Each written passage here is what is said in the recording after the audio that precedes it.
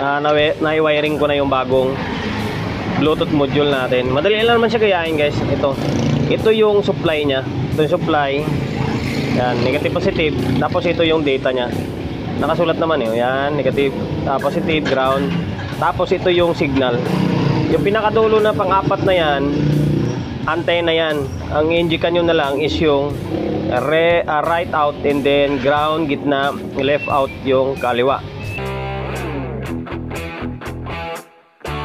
Guys, welcome to my vlog. Ayun, for today's video, 6:03 ng gabi. Linggo ngayon, yung iba nagpapahinga na, ako nagtatrabaho pa rin. Bayan. Pero okay lang kasi siyempre kahit pa paano meron tayong trabaho or meron tayong gawa. Akala ko wala na akong gawa ngayon na integrated kasi babalik na ako sa power amp. Yung pala, meron akong nakaligtaan doon sa loob. Ito yung pangalan nyo, Sir Felix. Tapos ito yung contact number, tinakpan ko lang para sa privacy. Yan, akala ko wala na. Kasi sunod-sunod hindi lang wala. Kasi ayun, yung mga nakabukas na yan, gawain pa yan. Tapos ito yung mga nagawa ko ngayon. Sunod-sunod, ayan, may mga sticker na yan, is gawa na yan. 1, ayan, may mga presyo, 2, 3. Ito, pang-apat nito, ayan, may mga presyo. Ito, inobserbahan ko pa to kasi pinapatugtog ko eh. Ngayon, ito yung kasunod. Nakalimutan ko na, hindi ko alam kung anong issue nito. Kasi hindi ko alam kung walk-in to or subscriber follower natin. Basta bahala na, gawin na lang natin. Basta pagganahin na lang natin kung ano mang issue nito. Babalik na lang sa natin sa dati. Ayun, bali kasi nakabukas na, visual check natin. Naligo ng kalawang. Naligo ng kalawang yung board. Bali, ang gagawin natin ito, hindi na natin ipa-plug dito and then i-audio test. Diretso na repairan na lang tayo. Bali, kasi yun naman lagi yung usapan sa paggagawa ko eh. Repair and then diretso. Palitan natin lahat ito. Yan, palit lahat ng control. Dami naman nating control eh. Ayun, bago natin simulan yan, siyempre promotion muna tayo agad. Hindi na tayo magsha-shoutout, hindi natin alam to. Sige, shoutout na natin. Shoutout kay Sir Felix. Ito yung numero niya. Kalimutan ko. Ayun, maraming salamat sa pagkakatiwala ng unit mo rito sa akin. Natin simulan to, siyempre promotion tayo agad. Sa mga hindi pa nakapag-follow, paki-follow, hindi siyempre paki-share ng mga walang kwentang video natin sa my Facebook, YouTube channel. Sa mga hindi pa nakapag-subscribe, paki-subscribe, like, share, and then siyempre paki-hit ang bell button sa gilid para updated ka sa mga susunod na video na i-upload ko. So ngayon, simulan na natin. Bali, una, pupokus muna tayo rito. Magpo-focus muna ako rito sa my main board niya. Kasi, yun nga sabi ko, mukhang baklasin yung dapat baklasin, palitan dapat palitan. Tulad yung mga transistor maliliit, yung mga jumper na yan, full screen natin. Zoom in natin pala. Yan, basta palitan natin lahat ng dapat palitan. Normally nitong main board. Tapos pupunta tayo rito sa my tone control. Tapos saka na tayo mag-audio test. So yun lang guys. Bali, baklasin ko muna itong board. Stay tuned lang kayo and then troubleshoot natin. Yung board dito para mas malaya ako makapag-troubleshoot pagtatanggal ng mga pyesa. Ito yung board casing nya. Tapos nagwa one battle kami ni pare. Ito ng akin yan, kasi dalawang botelya lang kasi uwi pa ako magluluto rin ako. 6:29 na nga pulutan namin, sisig lang.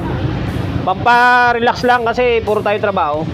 So ngayon, bali tanggalin ko na ito. Lahat ng 551, 5401 na yan, palitan na natin yan. Tapos, ibang resistor parang okay pa naman Yung mga jump lang, yung iba kinakalawang. Ayan, ito tulad nito. Yung kinakalawang to And then, salpakan na lang natin siguro. Ito, pwede naman. Ay, hindi, abot. Yung may wagang pang testing ko na lang yung gagamitin natin. Stay tuned lang kayo. Bali, magpapalit lang ako ng mga pyesa para hindi na umaba yung walang kwentang vlog natin. So ngayon guys, bali ito. Ayan, bago na lahat ito. Ayan, bago na lahat. Ayan, pinunta ko na lahat ito.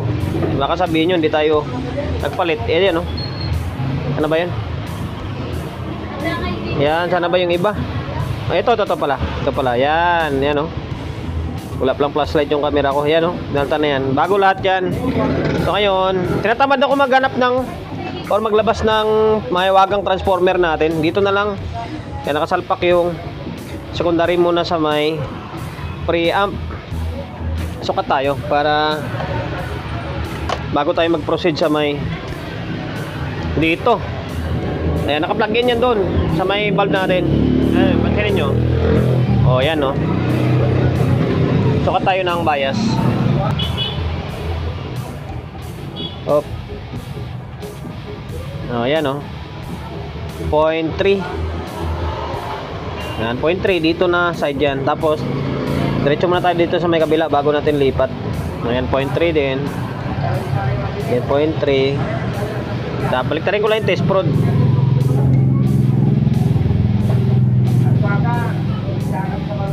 Ayan, binilagtag ko ng test prod dito. Ayan, 0.3. 0.3. Tapos dito naman kabilang channel kailangan may 0.3 rin. O yan, 0.3. Tapos dito yeah, 0.3 rin yan. Iba pag nakainom ka lumalakas yung pulso mo.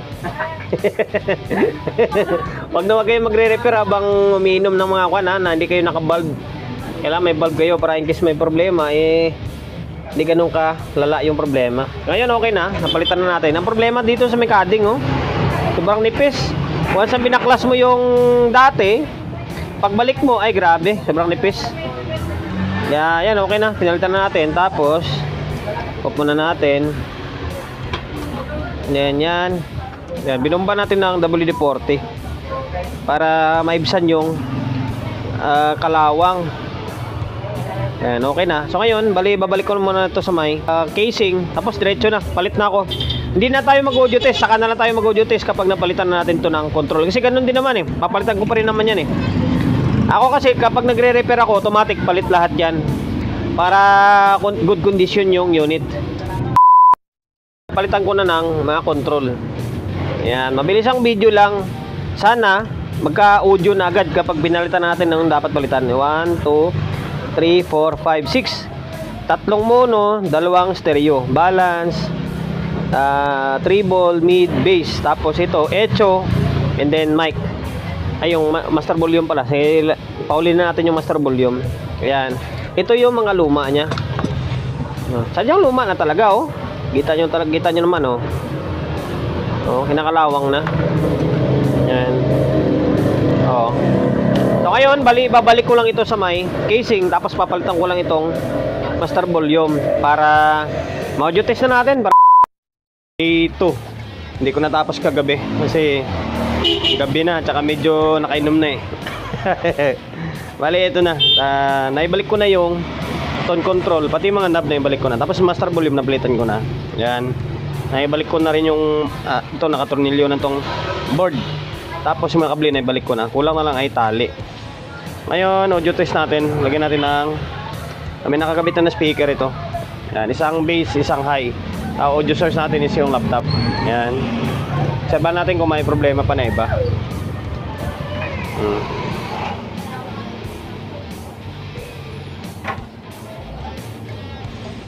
Problema ito, kumukurap-kurap may maingay.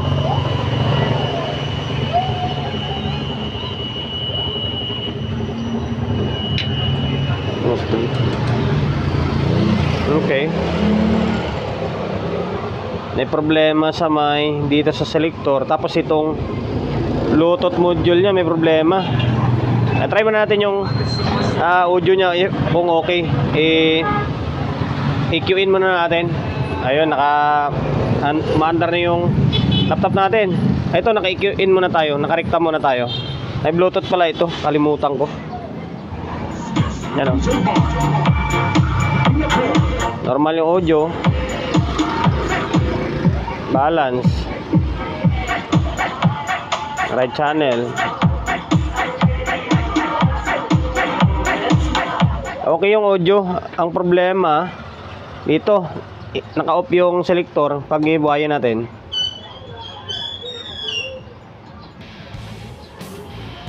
Ayun, may maingay Tapos may kumukurap-kurap. Problema rito.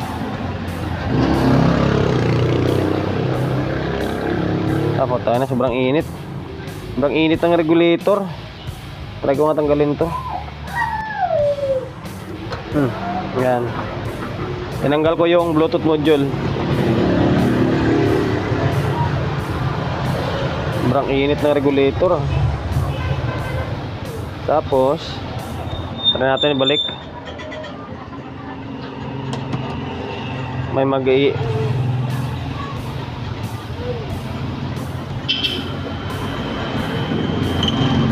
meron pa rin, no?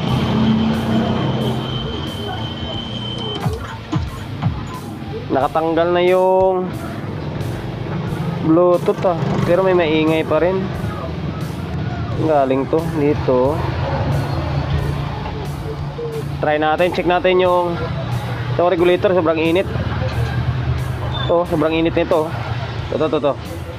Yan, check natin. Basta tingnan natin kung may problema itong Bluetooth module or supply lang, or yung selector IC sa may yung 4052 sa switching. Try natin. Ako na kung saan galing yung ingay dito, kasi naputol siguro dito. Hindi ko alam kung putol yan o sadyang dyan na talaga yan. Tapos dito nakalagay directed dito sa may dito sa AAB yata yan eh. Dito lagay dito yung socket, papunta dito sa may para selector eh, AAB. Diyan siya galing, oh. Ito AB plus, kasi walang AAB ito. Diyan siya galing. Pag nakabaklas yan, hindi maingay yung tunog. Yan, oh.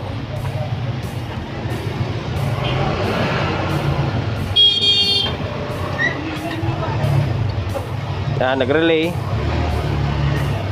Walang whistle. Tapos itong regulator hindi ganun kainit. Hindi siya ganun kainit, oh. Pero kapag nakakabit yan, grabe, sobrang init. Tapos maingay. Yan na, mamaya dumikit. Ito, balik ko to. Yan, pakinggan nyo.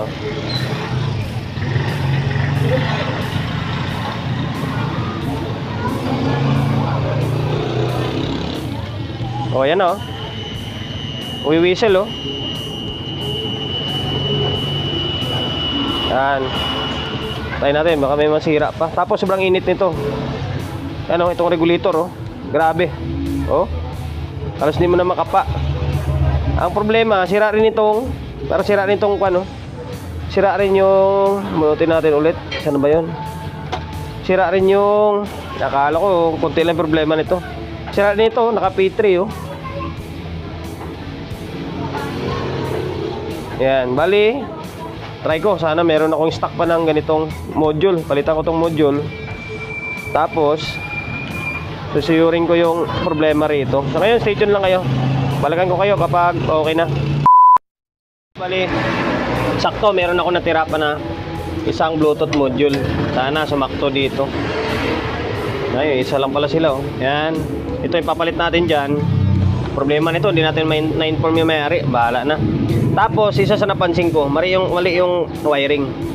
Siguro naputol dito. Nilagay dito, mali. Mayroon siyang mali na linya. May data naman dito nakalagay, eh. Dito, ayan, may data naman. A, B. Ang pagkalagay dito, nagkabaliktad. Yung ground tsaka yung AB. Baliktad yan. Basta susuyurin ko na lang. Mamaya ipakuha ko na lang sa inyo. Basta baliktad talaga siya. Siguro nung binalik, nagkabaliktad. Kaya pag sinaksak mo siya is nagwi-whistle. Ngayon, babalik ko lang ito. Dapat yung panibagong vlog na, eh, no? Pero okay lang. Yan, papalit ko lang ito and then iwawiring ko ng panibago. Na-wiring ko na yung bagong Bluetooth module natin. Madali lang naman siya gayahin, guys. Ito yung supply niya. Ito yung supply. Yan, negative, positive. Tapos ito yung data niya. Nakasulat naman, eh. Yan, negative, positive, ground. Tapos ito yung signal. Yung pinakadulo na pang-apat na yan, antenna yan. Ang i-indican nyo na lang is yung right out and then ground, gitna, left out yung kaliwa. Yan, madali siya tuntunin kasi may data naman siya, eh. Tapos obserbahan na lang natin to.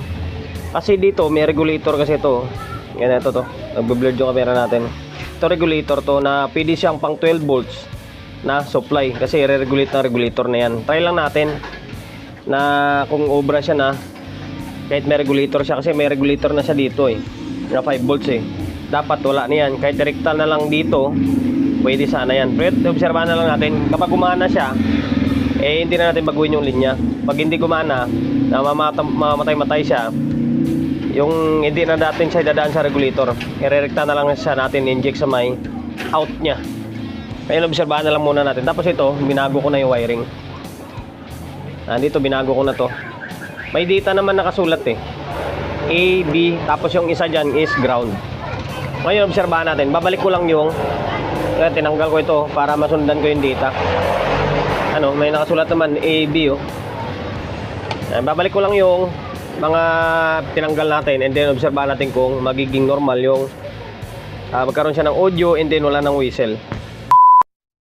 May balik na natin lahat. Ang problema, hindi gumagana. Gumagana na yung module natin. Ang problema, walang audio. Baka nasira itong 4050 to dito. Ang bihira na yan oh. Kasi ito, maandar siya oh. Pag naka-EQ in, umaandar siya kapag irekta mo sa may in. Pero kapag dito sa may selector, yan o, umaandar o.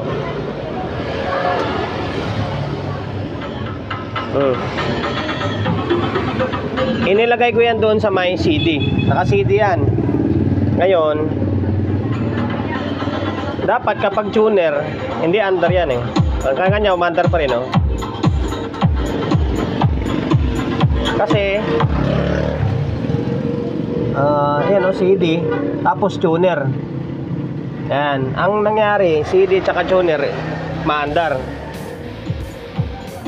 Yan o. Yan, tapos sa USB, yung USB kasi dito yan, itong module na to, lagay ko siya dyan. Mamatay naman siya, nagsiswitch naman, pero hindi umaandar yung module natin. Lagay natin sa FM. Yan, 93.9, dapat may stasyon yan. Naka USB yan ha. Walang audio. Oh. Wala siyang audio. Medyo pinahirapan pa tayo. Akala ko simple lang sira dito. Okay naman, di naman siya namamatay-matay na oh. Ibig sabihin, kahit di natin rekta doon sa may labas na regulator, eh okay lang. Ayun, so yun na naman tayo nito. Try natin magpalit ng dito yan, 4052. O alin sa dalawa nito, kung ayaw dito, ito. Basta palitan natin yung 4052 na yan. So ngayon guys, mali ito. Para matapos na yung walang kwentang vlog natin, kasi may nagdala na naman dito, taga Bagong Silang. Suki ko na na customer to. Ito, bali 737 nila na sa akin. Ito, pinalitan ko na yung 4052.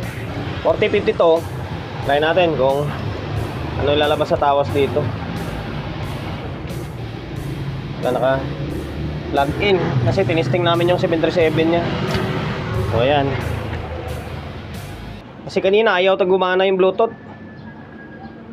Yan, ito nakakunik na oh, kasi tinisting ko na dito sa my cellphone ko. Yan, ito nakakunik na to sa. Hindi pinahirapan tayo ah. Tayo sa my YouTube. Yan, ito na natin. Oh, USB. Music. Yan, may audio na siya oh. Talastas. Bakit nakapatalastas? Kasi yan nga lang sa may kwan, sa stock music natin. Yan. Ayan oh. Naka-bluetooth na yan guys ha. Makasabihin nyo, tatanggalin natin. Naka-bluetooth na yan. Ayan oh, mandar pa rin. Tapos sa EQ in, gumagana pa rin naman eh. EQ in natin. Yun, laptop natin umaandar. EQ in natin. So, naiba yung tugtog. Bluetooth. So, ngayon, okay na. Bali, yun lang talaga naging problema. Yung Bluetooth module bago na. Ito yung luma. Sira ito. Sira na ito. Dahil siguro sa nagkabaliktad si sir dito, or yung gumawa nito, kabaliktad ng wire ng linya, yan nasira. Tapos basta bago na, condition na lahat to, bago yung control. Tapos pinalitan natin yung mga transistor diyan sa may preamp niya na maliliit. Okay na, normal na. Yun, di ko alam kung subscriber follower natin to. Kasi yung number, ginawa ko na yung number ito. Dinikit ko lang muna tinanggal ko dito kasi baka makakuha tayo sa privacy ni sir. Yun, okay na, back to normal na yung concert na AB602 na may Bluetooth module. Bali, okay na. Ano tayo bago magtapos? Siyempre, shop natin. Always on the go na, 24/7. Number 41, Don Julio Gregorio Street sa Oyo Road, sa Oyo, Quezon City. Social media pages natin, kung hindi pa nakapag-follow, paki-follow. And siyempre, paki-share ng mga walang kwentang video natin sa my Facebook, YouTube channels. Kung hindi pa nakapag-subscribe, paki-subscribe, like, share, and siyempre, paki-hit ng bell button sa gilid para updated ka sa mga susunod na video na i-upload ko. Ingat, God bless, and then peace sa ating lahat.